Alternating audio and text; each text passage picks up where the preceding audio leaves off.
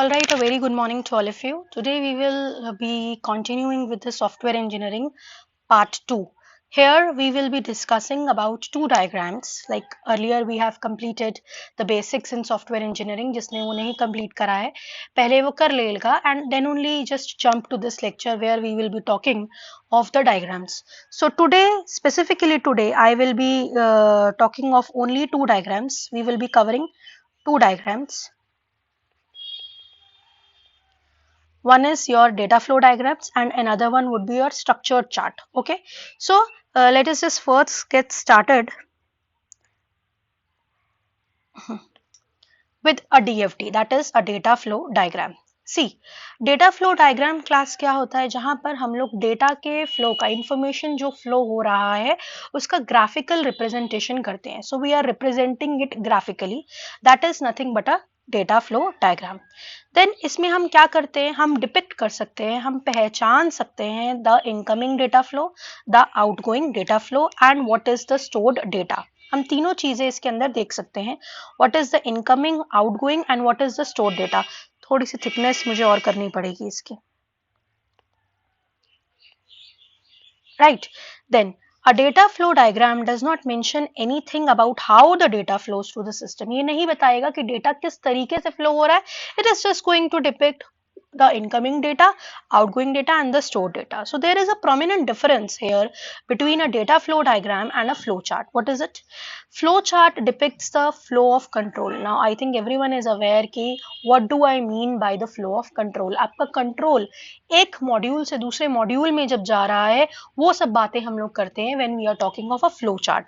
But as far as a DFD is concerned, we are only depicting the flow of data. So see, there is a difference, there is a prominent difference rather in between DFDs and flow charts. So this you should keep in mind. Then DFDs does not contain any control or branch elements. When there is no flow of control, so there is no branch elements or there is no control elements as far as DFD is concerned. All right. Then the next thing, तो ये तो आपको basic समझ में आया कि DFD होता क्या है, हमें क्यों डीएफडी की जरूरत है, why we are doing it. Because we also know that usually when we go through certain things it is very easy to remember what is happening in the system.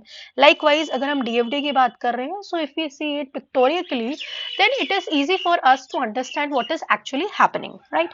Then the next thing for the day is the types of DFD. Types of DFD में you should keep in mind that there are only two types of DFDs. One is something known as a logical DFD and another is something known as a physical DFD. Now when I talk of logical DFD, it concentrates on the system process and the flow of data in the system. For example, आप देख सकते हैं एक banking software system हम बना रहे हैं, तो हम उसमें ये देखते हैं कि डिफरेंट एंटिटीज के बीच में किस तरीके से डेटा सिर्फ मूव हो रहा है और उसके इंटरनल प्रॉपर्टीज में we do not concentrate. That is something you can say is a logical DFD. But as far as physical DFD is concerned, here we actually understands how the data, we understand how the data is flowing and how the data flow is actually implemented in the system. तो कहने का मतलब ये है, अगर मैं physical DFD की बात कर रही हूँ, so it is more specific and it is more close to implementation. When you are implementing it, then we are talking of the physical DFD, otherwise we are talking of the logical DFD. So how many DFDs do we have? We have two types of DFDs, logical and physical DFDs.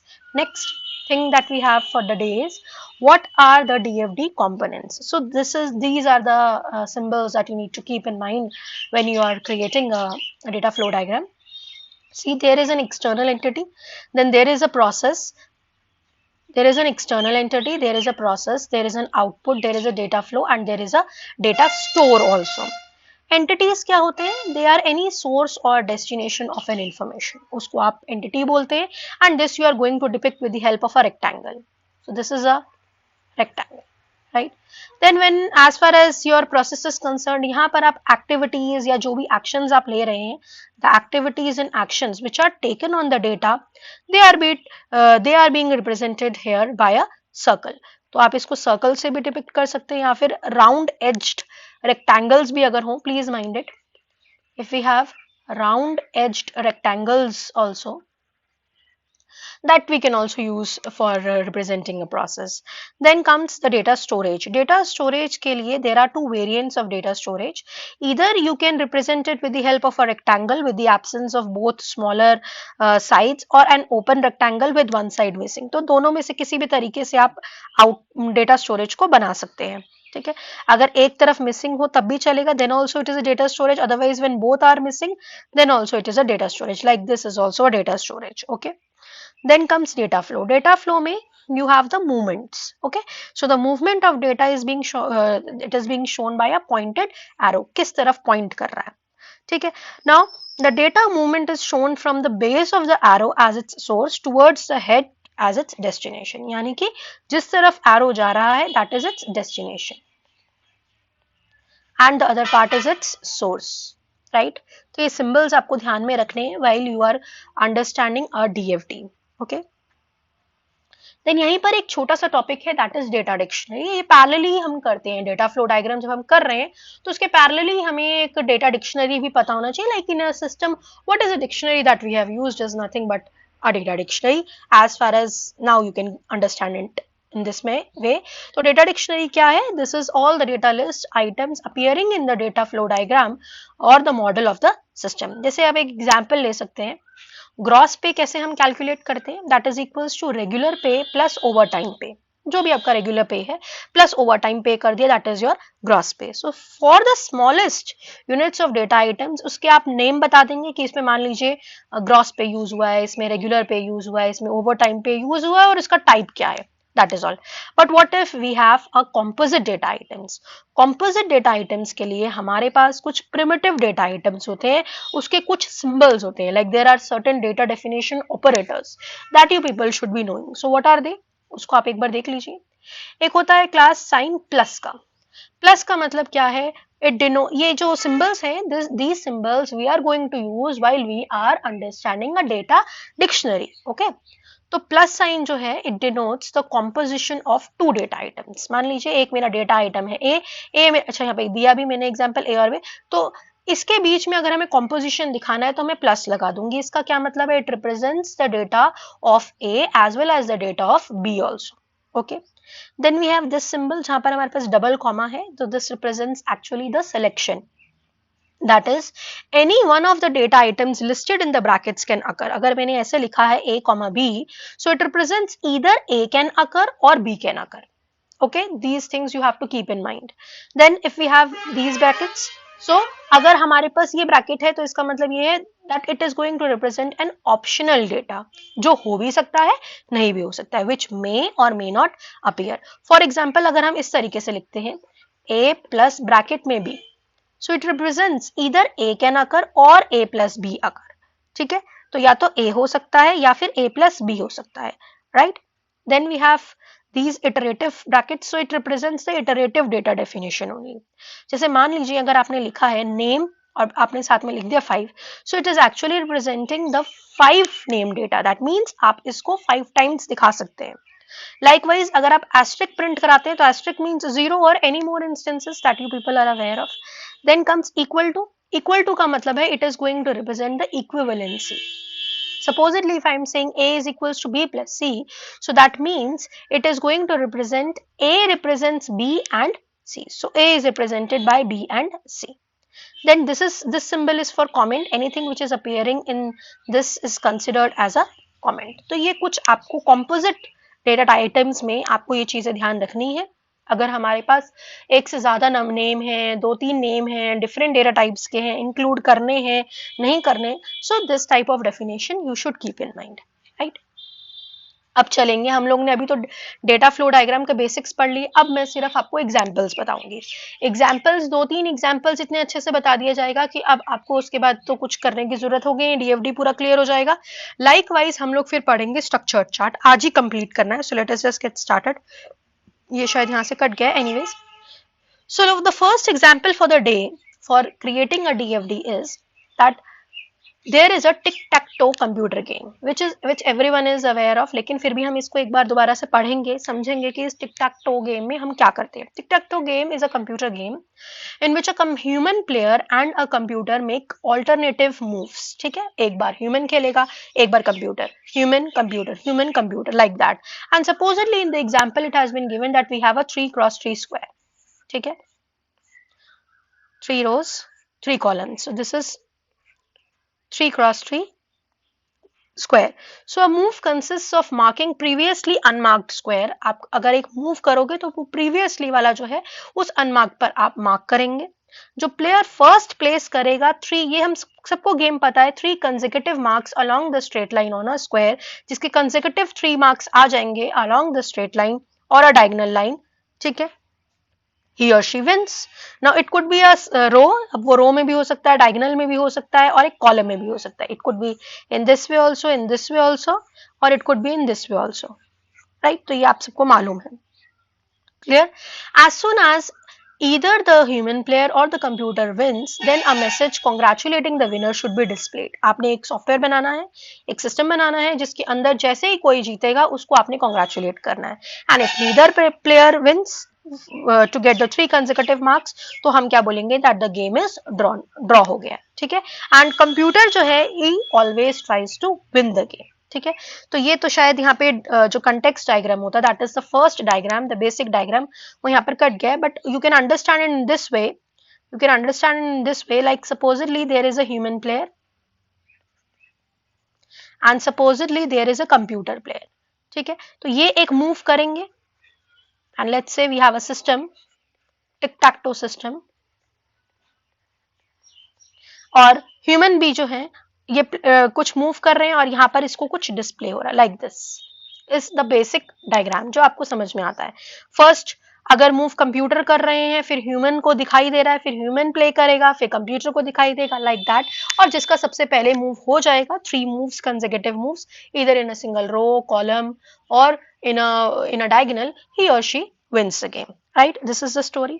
अब मान लेते हैं अगर हमें 0 level DFD से first level DFD में जाना है, तो इसमें हमारे पास थोड़ा डिटेलिंग बढ़ जाता है और कुछ नहीं है. While we are going from the context diagram, see understand the DFD level 0 is also known as context flow diagram, the basic diagram, the basic picture of the diagram, the basic, you can say the blueprint of what we are going to do in a particular system. Okay, all right. तो यहाँ पर जब हम DFD1 में जा रहे हैं, so we have a detailed thing, यहाँ पर थोड़ा सा डिटेल हो गया. यहाँ पर क्या हुआ, हमने सिंबल्स को इंक्रीज कर दिया, like we have 4 processes now. Earlier if you can see, यहाँ पर मेरे पास एक सिंगल ही प्रोसेस था, you can say this is 0, this process is a single process 0, और उसके बाद यहाँ पर हमारे पास कुछ एक्सटर्नल एंटिटीज थे. We always give the markings to a process, हम और किसी को नहीं देते. अब इसी सिस्टम को मुझे थोड़ा डिटेल्ड में जाना है, तो मैं DFD1 में चली गई. अब जब मैं DFD1 में चली गई, मैंने एक 0.1 कर देना है, एक 0.2 कर देना है, 0.3 कर देना है और एक 0.4 कर देना है.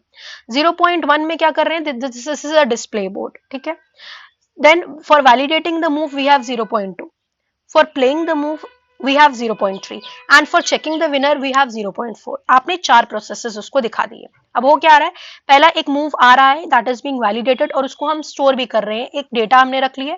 now you know this is a data storage. इस डेटा स्टोरेज को मैंने नाम दिया है बोर्ड. ठीक है, तो ये वैलिडेट होकर आप स्टोर भी कर रहे हैं, फिर डिस्प्ले बोर्ड में दिखाने के लिए भी आप दिखा देंगे. यहाँ से it is, you can see that there is a data flow outwards which is going to display the data when it is needed. Like for checking the winner also you can show the data over here, but for playing the moves आपके पास क्या है, अगर आप कोई move play कर रहा है, वो ह्यूमन भी है या फिर कंप्यूटर भी है, तो इस तरीके से आप उसका मूव जो है उसको प्ले करने के बाद स्टोर भी कर रहे हैं डेटा में. सो this is more detailed, you can से. डिटेलिंग जहां पर है उसका मतलब ही यही है, एक सिंगल प्रोसेस को आपने कंपोज करना है इनटू मोर प्रोसेसेस. जब आप एक से ज्यादा, एक प्रोसेस को ही बहुत ज्यादा प्रोसेसेस में डिवाइड कर सकते हो, उसकी डिटेलिंग की बात कर रहे हो, that is something known as DFD1. अब जब मान लीजिए मैंने यहाँ पे DFD2, I think I have not made it, Yes, but if you want to create DFD level 2 also, so if you can ask me that is it possible to create DFD level 2, yes you can create it, but in that case you have to further decompose a particular process. मान लीजिए अगर आप बोलते हैं कि madam जैसे कि अगर मुझे पास चेक विनर है, इस वाले पर्टिकुलर प्रोसेस को मुझे फर्दर डिकम्पोज करना है, तो आप उसको करेंगे और आप उसको बोलेंगे that is DFD level 2. So you can decompose it into more processes. Likewise इसका भी आप डिकम्पोज कर सकते हो, इसका भी डिकम्पोज कर सकते हो, लेकिन एक एक प्रोसेस को आपको सेपरेटली डिकम्पोज करना पड़ेगा. ठीक है, I think you are getting the things. अब मान लीजिए इसी पर्टिकुलर DFD में अगर बोला जाए कि आप थोड़े से डेटा डिक्शनरी जो आपने यूज किया है, what is this move, what is this play move, what is this game, what is this result, तो उसको एक्सप्लेन करिए. That you can explain in a data dictionary which I have explained over here. तो आप देख सकते हैं move क्या है. मूव कोई भी एक इंटीजर है जिसका नंबर 1 से 9 के बीच में होता है. डिस्प्ले क्या कर रहा है, डिस्प्ले आपका गेम डिस्प्ले कर रहा है, साथ साथ आपका रिजल्ट भी डिस्प्ले कर रहा है. गेम में क्या है, गेम में बोर्ड है, और बोर्ड में क्या है, बोर्ड में भी आपको पता है इंटीजर्स है. डेटा आप जो दे रहे हैं वो 1 से 9 के बीच की रेंज में रह रहा है, so that is the data. Then comes result. Result में आप क्या डिस्प्ले करा रहे हैं, या तो कंप्यूटर 1 होगा या फिर ह्यूमन 1 होगा, otherwise it is draw, the game is draw.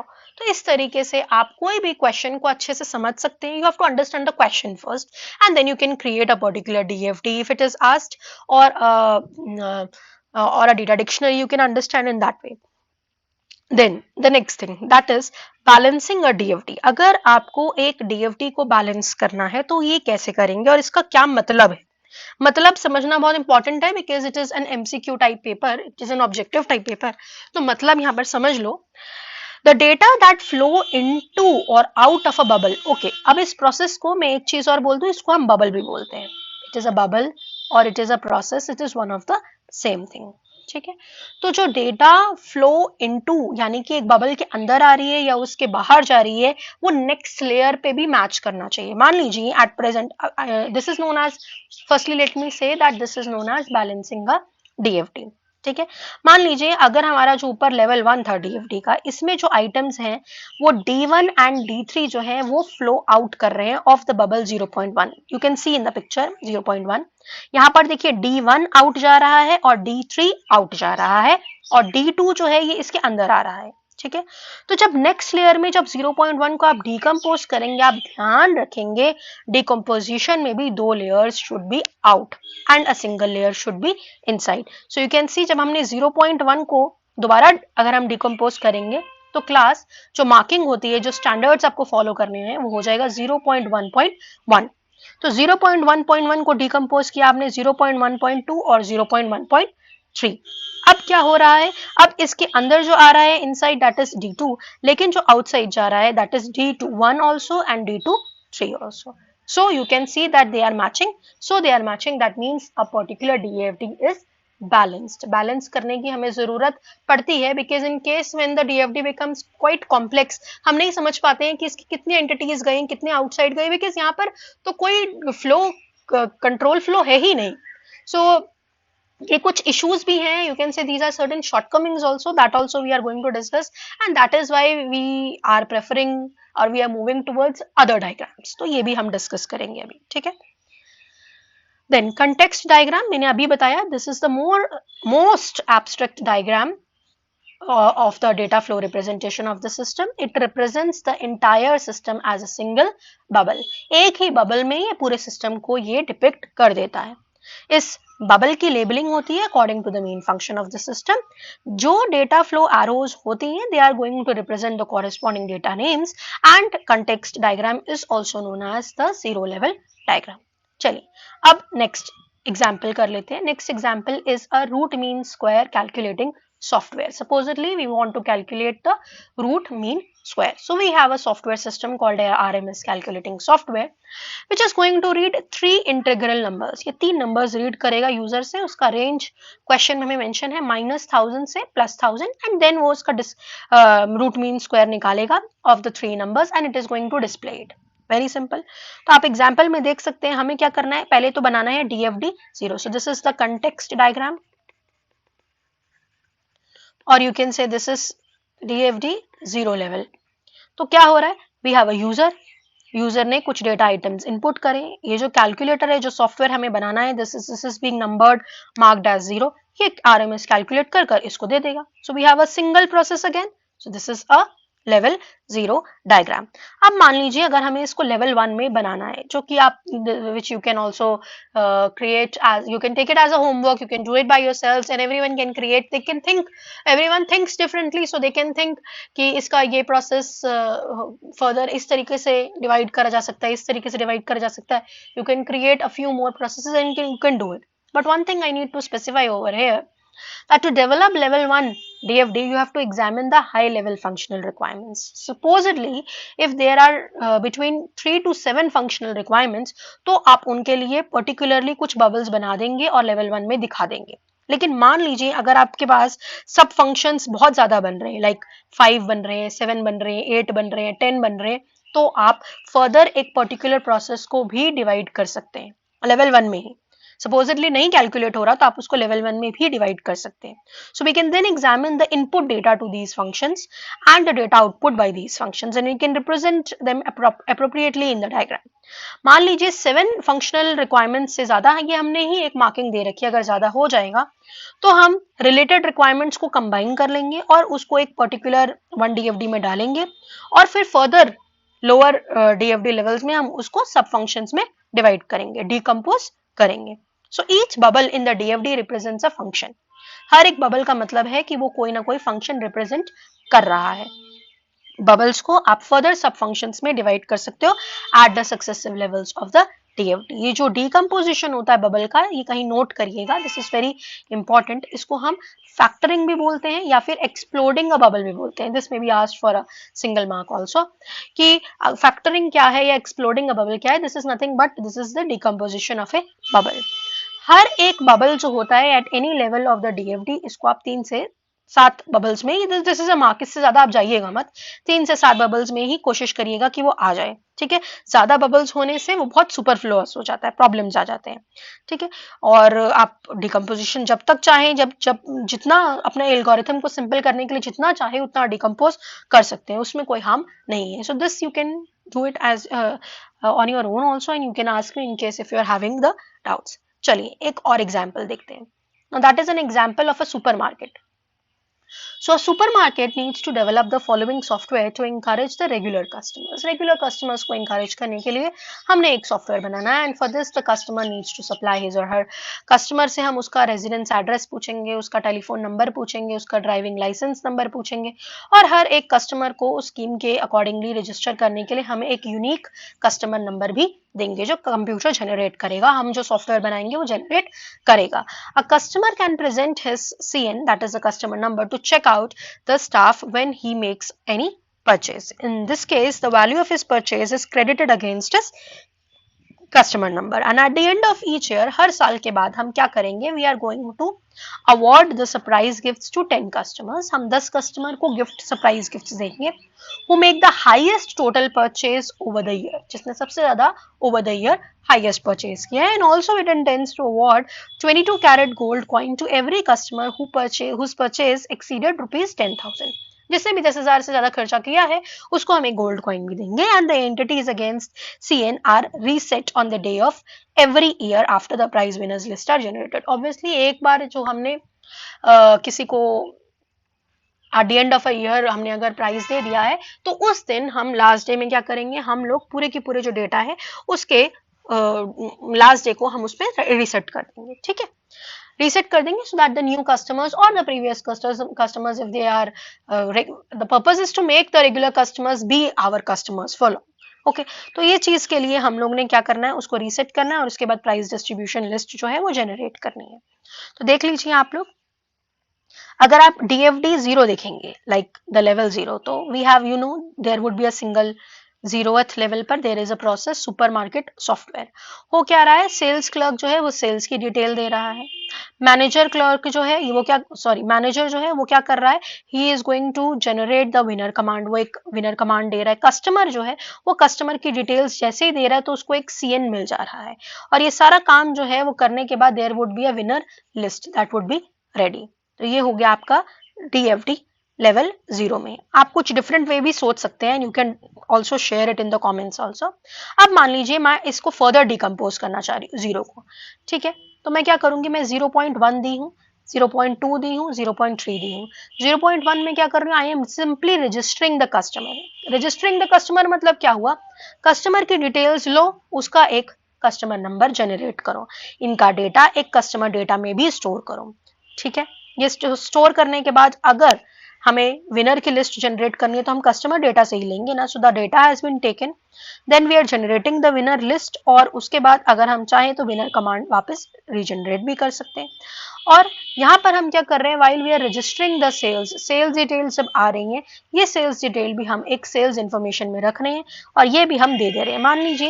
मान लीजिए supposedly if you have a customer name A B and C, इस कस्टमर ने क्या क्या एंटिटीज खरीदी, लाइक लेट्स से इसने 1 2 और 3 एंटिटीज खरीदी, इसने 4 5 खरीदा, इसने मान लीजिए 3 7 1 खरीदा, लाइक दिस, और भी कुछ भी एंटिटीज खरीदी। तो अगर हम चेक करना चाहें और हम विनर लिस्ट में ये बताना चाहें कि जो विनर ए है उन्होंने ये सेल्स में लिया है, तो वो आप सेल्स इंफॉर्मेशन से एक्सट्रैक्ट कर सकते हैं। So you can see it is nothing but a more detailed version at the next layer और at the next level of DFDs, ठीक है।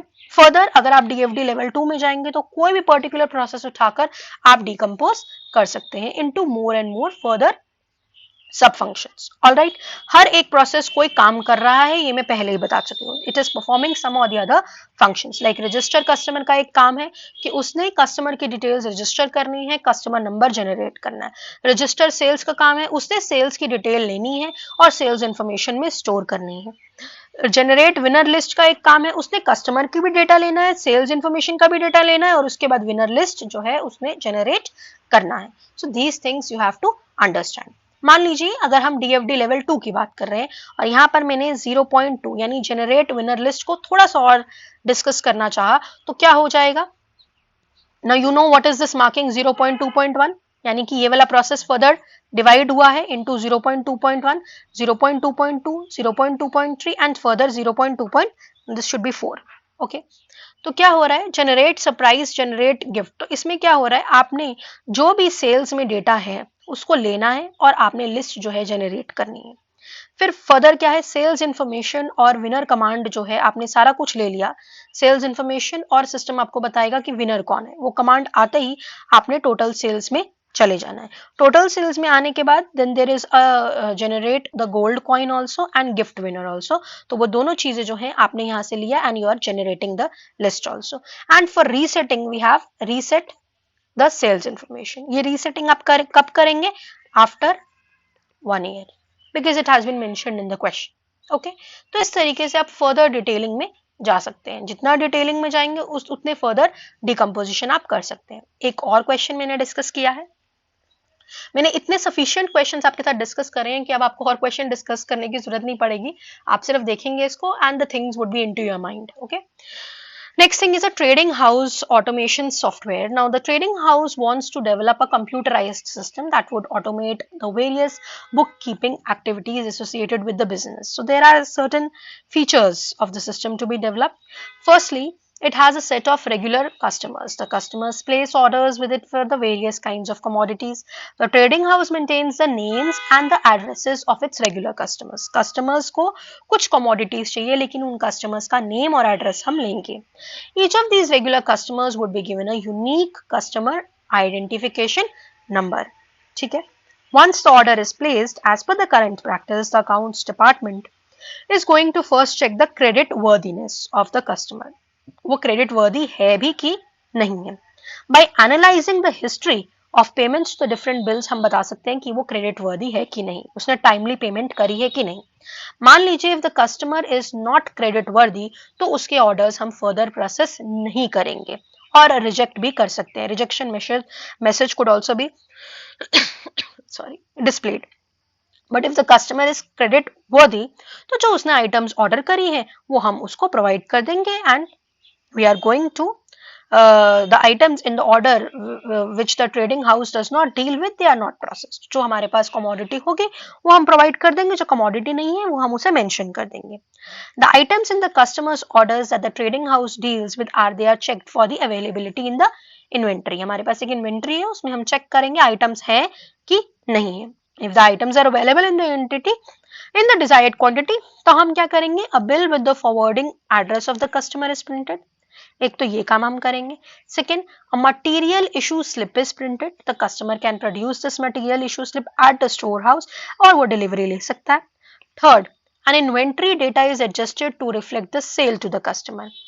Fourth, if any of the ordered list, अगर कोई भी ordered list available नहीं है, यानी हमारी inventory इतनी sufficient नहीं है, then these out of the stock items along with the quantity ordered and the CIN numbers, they are stored in the pending order. फिर हम pending order file में उसको store कर रख देंगे for further processing to be carried out when the purchase department issues the generate indent command. तो जैसे ही सामान आएगा, system हमें एक command देगा generate indent, तो हम उसको further processing कर सकते हैं. Then the purchase department should be allowed to periodically issue the commands to generate the indents. When the command to generate indents is issued, then the system is going to examine the pending issue to further determine अगर वो pending है तो उसको further वो process कर सकता है. System should also answer the managerial queries regarding the statistics of the different items which are sold over a given period of time. हमारे एक सॉफ्टवेयर में ये भी होना चाहिए कि एक गिवन पीरियड ऑफ टाइम में क्या स्टैटिस्टिक्स है, कितना सेल हुआ है, कितना प्रॉफिट हो रहा है या लॉस हो रहा है, क्या हो रहा है, वो भी हमें रिकॉर्ड रखना है. And the corresponding quantity sold and the price realised would be mentioned. Okay, so how we are going to create it. This is straight away DFD level 1. तो सॉरी 0. तो क्या हुआ, this is DFD 0. We have trading house automation software 0. अब यहाँ पर there is a manager अगर कोई query कर रहा है तो ये सॉफ्टवेयर कुछ statistics बताएगा. ठीक है. फिर there is a purchase department. जैसे ही purchase department ने कुछ indent दिया, ये indent को further follow कर एक list हमें provide कर देगा. Likewise when there is a customer who is ordering, तो उसके order के हिसाब से उसको कुछ responses मिलने चाहिए. ठीक है, as simple as that. Then next आप देख सकते हैं, इसी को हमने डीएफडी लेवल 1 में जब कन्वर्ट किया तो हम क्या करेंगे, सबसे पहले we are going to accept the order that is 0.1. ठीक है. Then we are handling the indent request that is 0.2. Then we are processing the order 0.3 and then we are handling the query that is 0.4. तो हो क्या रहा है, when we are accepting the order, हमारे पास एक कस्टमर फाइल है जिससे हम लोग डेटा ले सकते हैं. कस्टमर की कुछ हिस्ट्री है, उससे भी हम डेटा ले सकते हैं. उसने अभी क्या ऑर्डर दिया, उससे भी हम डेटा ले सकते हैं. अब उसके ऑर्डर को अगर आपने एक्सेप्ट करना है तो आप एक्सेप्ट करने के बाद एक डेटा में स्टोर करिए. रिजेक्ट करना है तो यहीं से ही आप रिजेक्ट कर रिजेक्टेड मैसेज भेज दीजिए. ठीक है. पैरेलली आपको इन्वेंटरी में भी चेक करना है कि हमारे पास वो मटेरियल्स हैं भी कि नहीं है. ठीक है. So there is an item file also. So many files are given into a single process, right. While we are handling the indent, क्या हो रहा है, हमारे पास वेंडर की लिस्ट है, इंडेंट की रिक्वेस्ट है और पेंडिंग ऑर्डर की रिक्वेस्ट है. तीनों चीजें जब जाएंगी तभी इंडेंट्स फर्दर फॉरवर्ड होंगे, काम होगा. In case the order previously was cancelled और it was in the process, तो हम उसको फर्दर कैरी आउट कर सकते हैं. ठीक है. देन प्रोसेस ऑर्डर, तो प्रोसेस ऑर्डर में क्या हो रहा है, आप इन्वेंटरी से भी ले रहे हैं, आप एक्सेप्टेड ऑर्डर भी ले रहे हैं, आप सेल्स स्टैटिस्टिक से भी ले रहे हैं, and finally you are generating the bill and the material issue and material issue slip. जो जो उसने क्वेश्चन में मेंशन किया है वही आप अपने आउटपुट में दिखा देंगे. Then for handling the query, supposedly if there is a query, तो आप स्टैटिस्टिक्स प्रोवाइड करें. उसकी हेल्प के लिए we have a sales statistics which you can refer, right. तो इस तरीके से आप थोड़ा डिटेल्ड कर अपना डीएफडी बना सकते हैं. अब आप देख सकते हैं कि डीएफडी में अगर आपसे पूछा जाता है कि क्या डेटा आपने यूज किया, what is the data dictionary being used for the DFD model of TAS, so you can से रिस्पांस में क्या है, रिस्पांस में एक बिल है, मटेरियल सेल इशू स्लिप है, रिजेक्ट मैसेज है, क्वेरी है. क्वेरी में हमने कोई भी पीरियड में क्वेरी जो भी मांग रहा है उसके स्टैटिस्टिक्स हम प्रोवाइड कर रहे हैं. पीरियड में हमारे पास एक डेट है, एक मंथ है, एक ईयर है और एक डे है. डेट में हमारे पास ईयर, मंथ और डे है. ईयर में हमारे पास इंटीजर, मंथ है और इंटीजर है. देन डे में हमारा कोई भी इंटीजर है, तो यू नो दीज थिंग्स, मैं आपको पहले ही स्टार्टिंग में बता चुकी हूँ डेटा डिक्शनरी आप कैसे मेंशन करेंगे, इसमें ये सिंबल क्या है, इसमें ये सिंबल क्या है, तो आप स्टार्टिंग से देखेंगे ये सब पता है आपको. Then customer ID में we have the items plus like in order we have the customer ID, then items and then the quantity, any number, zero से zero number भी हो सकता है, any number. Then there is an order number. Accepted order में there is an order which is being this is according to the ordered items which are available in the inventory. Reject message में आप order plus message भेज देंगे rejection का. Pending orders में customer ID, item और quantity. Customer address में name, house number, street number, city, pin. Name is a string, house number is a string, street number is a string, city is a string, pin is a string, customer ID में क्या है, this is an integer, customer file and so on. So I think this you can understand. Statistics आपने use किया, तो एक एक जो भी चीज आपने use की है आप डेटा डिक्शनरी में मेंशन करेंगे. And you should always make it a habit, always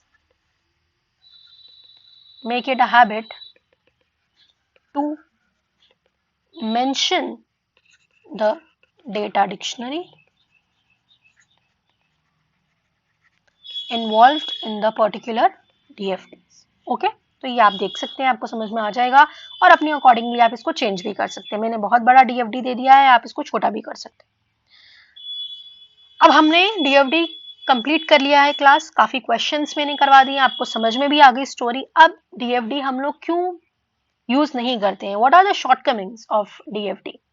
So DFD leave ample scope to be imprecise. In the DFD model, the function performed by a bubble is judged by its label. आप उसके process अभी आप देख भी रहे होंगे, आप उसके बबल से ही आप जज करने लग जा रहे हैं कि वो क्या काम करेगा, और मैंने ही मेंशन करा है आप जज करिए because the bubble is going to depict the function it is performing. However, a short label may not capture the entire functionality of a bubble. अगर आपने एक short label दे दिया ABC, TMS, RMS, LMS, तो आप नहीं समझ पाएंगे what it is doing. For example, a bubble named find book position has only an intuitive meaning and doesn't specify several things. For example, what happens when some input information is missing, when something is incorrect, ये mention नहीं करता है. कुछ किसी ने गलती कर दी, कुछ भी error हो सकता है, तो वो ये include नहीं कर रहा है. Further, the find book position bubble may not convey anything regarding what happens when the required book is missing. जो चाहिए वो आपको मिल जाएगा, और जो चाहिए वो नहीं मिल रहा तो क्या करें, like that. Then the control aspects are not defined by DFD. ये बात तो ध्यान में रखनी है. For example, the order in which the inputs are consumed and your outputs they are being provided by a bubble, they are not specified. A DFD model does not specify the order in which the different bubbles are executed. ठीक है, और जो representation भी है वो भी it is also very important, and the method of carrying out the decomposition to arrive at the successive levels is carried out at only subjective level. ये काफी ऑब्जेक्टिव पे नहीं जा रहा है, सब्जेक्टिव लेवल पे हो रहा है. and due to this reason, even for the same problem, several alternative DFD representations are possible. इसीलिए एक ही क्वेश्चन के आप कोई डिफरेंट DFD बनाएंगे, मैं कोई डिफरेंट DFD बनाऊंगी, कोई और कोई डिफरेंट DFD बना सकता है. Further, many times it is possible to say which DFD representation is superior. फिर कौन सा superior है, कौन सा preferable है, ये choose करना भी या ये select करना भी बहुत मुश्किल हो जाता है. ठीक है, so these are certain drawbacks or the shortcomings of DFD. So the next thing that we have to do for today is the structure chart. Okay, तो structure chart हम next पढ़ते हैं. That is part 2 of the diagrams that we have to cover in the design phase that we have already started in the previous session. So the aim of the structured design is to transform the results of the structured analysis, यानी कि जो DFD है उसी को ही हम convert करते हैं एक structured chart में. Structured नाम से ही समझ में आता है we are going to structurally we are going to define the structure of the particular system. अब इसको transform करने के लिए DFD से स्ट्रक्चर चार्ट बनाने के लिए दो स्टेप्स आपको ध्यान में रखने हैं. एक होता है class transform analysis and another one is the transaction analysis. एक होता है ट्रांसफॉर्म और एक होता है transaction. Normally one starts with the level 1 DFD. हम level 1 से start करते हैं and we transform it into the module representation using either the transform or the transaction analysis, and then we proceed towards the lower things. And at each level of the transformation, it is very important to determine whether the transform is applicable or transaction is applicable to a particular DFD. ठीक है, तो जो building box इसमें आप use करते हैं वो क्या है, एक होता है रेक्टेंगुलर बॉक्सेस जो कि एक मॉड्यूल डिफाइन करेगा, एक होता है मॉड्यूल इन्वोकेशन एरोज। ये जो एरोज हैं, here the control is passed on from one module to another module in the direction of the connecting arrows. Then there is a data flow diagram arrows. Data flow arrows are annotated with the data name. The named data is passing from one module to another in the direction of the arrow. Then there are certain library modules. They are also represented by the rectangle also, but with double edges. Okay. Then we have a selection. Selection is represented by a diamond symbol. Repetition, like if there is a loop involved, so for that we have a repetition, so it is represented by a loop around a control flow arrow. Okay. अब structure chart को थोड़ा example के साथ अच्छे से पढ़ने से पहले एक बार हम एक डिफरेंस देख लेते हैं स्ट्रक्चर चार्ट और फ्लो चार्ट का. Structure chart differs from flow chart in 3 principal ways. First, it is usually difficult to identify the different modules of the software from its flowchart representation. Flowchart से आप ये बहुत ही मुश्किल हो जाता है ये पहचानना कि उसके कौन कौन से डिफरेंट मॉड्यूल्स हम बनाए while we are converting it to a structure chart. Point number 2. The data interchange among different modules is not represented in a flowchart. Flowchart में कौन सा डेटा इंटरचेंज हो रहा है ये भी नहीं पहचान पाते हम लोग, तो उसको हम किस तरीके से स्ट्रक्चर चार्ट में डिपिक्ट करेंगे. Point number 3. The sequential ordering of the task inherent in a flowchart is suppressed in the structure chart. जो ऑर्डरिंग हमने टास्क की मेंशन करी होती है डीएफडी में, वो यहाँ पर हम लोग थोड़ा सप्रेस कर देते हैं. That is not being involved. Okay, so this is the difference. Now let's just talk of the steps involved in a DFD. So the first step in the transform analysis is to divide the DFD into 3 parts. सबसे पहले हमने DFD को एक input में divide करना है, एक logical processing में और एक output में. Input portion जो है, it includes the processes that transform input that transforms the input data from the physical to the logical form. ये फिजिकल से लॉजिकल में कन्वर्ट करता है. एंड ईच इनपुट पोर्शन को हम बोलते हैं, very very important, we call it as an afferent branch. Output portion में हम क्या करते हैं, हम लोग आउटपुट डेटा लेते हैं लॉजिकल से और फिजिकल में कन्वर्ट करते हैं, और यहाँ पर हर एक आउटपुट पोर्शन को हम बोलते हैं इफरेंट ब्रांच. ठीक है. और जो रिमेनिंग पार्ट हो गया टीएफडी का, उसको हम बोलते हैं central transform. So this is what we call as a transformation. Then in the next step of transformation, the structured chart is derived by drawing one of the functional component from the central transform and the efferent and the efferent branches. जैसे कि अभी हमने ऊपर root mean square software पढ़ा था, तो उसमें हमने जब लेवल 1 में बात किया था, तो there were 4 basic functions if you can recall which the system needs to perform. क्या क्या? सबसे पहले इनपुट लेना यूजर से, वैलिडेट करना नंबर्स को, आरएमएस कैलकुलेट करना और उसको डिस्प्ले करना. देखिए वही हमने किया. First we are validating the input from the data items, then it is being inputted into computing the RMS, and then the RMS being inputted into the result, and then that result RMS is being shown, is nothing but a structured chart. So by observing this is nothing but the DFD जो आपने ऊपर किया था, like that. ये मैंने एक तरीके से बताया, but by observing this level 1 DFD हम identify कर सकते हैं that the validate input as an efferent branch. आपको पता है ये input जा रहा है, so this is an efferent branch, and the outputs like this is known as the efferent branch. और जो remaining portion है, इसको हम बोलते हैं central transform. ठीक है. अब हमें जब इसको compute करना है, जब this is the structure chart, तो हम कैसे बनाएंगे? We have to call that there is a main. We have to always call that there is a root or a main story. So here we have to use different colors into it. Like we have 3 functions. Firstly, we are getting the good data. तो जब आप data ले रहे हैं main function से, और उसके बाद आप इनपुट को रीड कर रहे हैं, और यहीं पर ही आप वैलिडेट भी कर रहे हैं. जो वैलिड डेटा है वो यहाँ से जा रहा है, डेटा आइटम्स यहाँ से जा रहे हैं, and the valid data is being transferred back to the main function.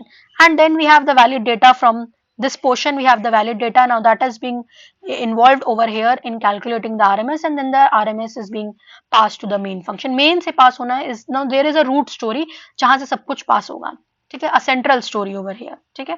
And the now for RMS, from where to get the RMS in the main, now that is being calculated by compute RMS. Now that is being inputted over here, and then we get the final result is nothing but a structured chart of an RMS that we have calculated from this DFD level 1। तो इस तरीके से आप calculate कर सकते हैं। First का input second में देना है, सेकंड का इनपुट थर्ड में देना है, नहीं तो आप कैलकुलेट नहीं कर पाएंगे। And they can run parallelly, इसमें कोई प्रॉब्लम नहीं है, but the things should be available in the main function. Okay, now this was the transform analysis, जो सिर्फ आपने देखा और आपने इस डायग्राम को देखा और आपने इसको यहाँ से यहाँ तक ट्रांसफॉर्म कर दिया। Then there is also something known as transaction analysis. Transaction analysis में क्या होता है, one of the several possible paths to the DFD is traverse depending upon the input data. Input data को देखकर हम कुछ पॉसिबल पाथ्स जो हैं वो डिफाइन करते हैं। Now this is in contrast to the transform central system which is characterised by similar processing steps for each data item। तो यहाँ पर ऐसा नहीं है, थोड़ा चेंज है। each different way in which the data input is handled, उसको हम बोलते हैं class transaction। So a simple way to define a transaction is to check the input data, the number of bubbles on which the input data are incident, वो आपको बता देंगे कितने number of transactions हैं। इनपुट डेटा में आपके पास जितने भी इनपुट जा रहे हैं वही आपको नंबर ऑफ ट्रांजेक्शन्स बता देंगे। एंड सम ट्रांजेक्शन्स में also they do not require a particular input data also. तो स्ट्रक्चर्ड चार्ट में हमारा काम क्या है, फिर से हमें एक रूट मॉड्यूल बनाना है और बनाने के बाद हमें ट्रांजेक्शन को आइडेंटिफाई करना है। हर एक ट्रांजेक्शन का एक टैग होता है और टैग उसका टाइप बताता है। So transaction analysis uses this tag to divide the system into transaction modules and a transaction central module. Okay, तो आप देख सकते हैं this is a structured chart for the supermarket price scheme। मैंने अब वो नहीं, दूसरा एक क्वेश्चन दिया, सुपरमार्केट भी हमने ऊपर पढ़ा था। So we have a root thing over here. We need to register the customer, we need to generate the winner list and we need to register the sales। यही तीन चीज हम उधर कर रहे थे, if you can recall। ठीक है, तो यहाँ पर हमारे पास रूट में कस्टमर के रजिस्ट्रेशन डिटेल्स हैं, जो रजिस्टर कस्टमर में गया and then it has been passed over here and we got the customer details. ठीक है, कस्टमर डिटेल्स हमने वापस भेजी and again it would be stored in the root thing, again it has been passed over here and we are generating a CN. तो CN हमें customer number दे रहा है। ठीक है, तो कस्टमर नंबर भी हमारे को यहाँ पे मिल गया। Now while generating the winner list, मान लीजिए अगर हमसे पूछा जा रहा है what are the total we need to calculate the total sales, तो हमारे पास जो डेटा था लाइक विनर लिस्ट जनरेशन में हमने वो पास किया, सेल्स इन्फॉर्मेशन पास किया और उसके बाद हम लोगों ने टोटल सेल्स को कैलकुलेट कर यहाँ से उसको वापस भेज दिया। Like that each and every process is working. Likewise, while we are generating the surprise thing, again the total sales would be given and there would be a surprise list that would be generated and it would be passed over here to the main route. Likewise, अगर आपको gold calculate करना है, gold list किसको हमें gold देना है, gold winner list, तो वो आप कैलकुलेट कर सकते हैं। सेल्स की डिटेल्स जाननी है तो वो आप कैलकुलेट कर आप सेव कर सकते हैं। सो this is how a structured chart is created. This is a structured chart for the supermarket price scheme software, which we have already understood while we were discussing about a DFT, that is a data flow diagram. So with this, I think I have made you understood these two things. They are very important for you to understand in order to understand the design phase of the software engineering। ये जो design phase है, now we are in that, और इसमें आपको ये basic चीजें सारी पता होनी चाहिए। तो आज मैंने जितना पॉसिबल हो सका उतने क्वेश्चंस आपको करवाकर इन दोनों चीजों को एक्सप्लेन कर दिया है। I hope you have understood the things. If you have understood the things and in case if you are facing any problems then you are definitely going to comment, I will be reverting back, but in case if it is clear to you, now you people can cover up till here. Now further we will, now there are lot many other diagrams also, like there is a UML diagram जो मैं last time आपको बता चुकी हूँ, there is an use case diagrams, there is a class diagram, there is an activity diagram। तो ये सब अभी diagrams हम लोग ने करने हैं, but this is a topic which is going to take some time। So again I will be coming in the next lecture and in that we will be covering about a few more, we will be discussing a few more diagrams। I will be trying to complete the entire diagrams also, but till then you can complete up till here। In case if you have any doubts, you can anytime write to us, we are going to revert, we are going to answer it back। So with this I am ending today's session. That is all for today। If you have liked our lecture, if you have understood our lecture, please do like, share and comment, and thank you and all the best and keep studying। All right, so thank you for today, that's all, thank you।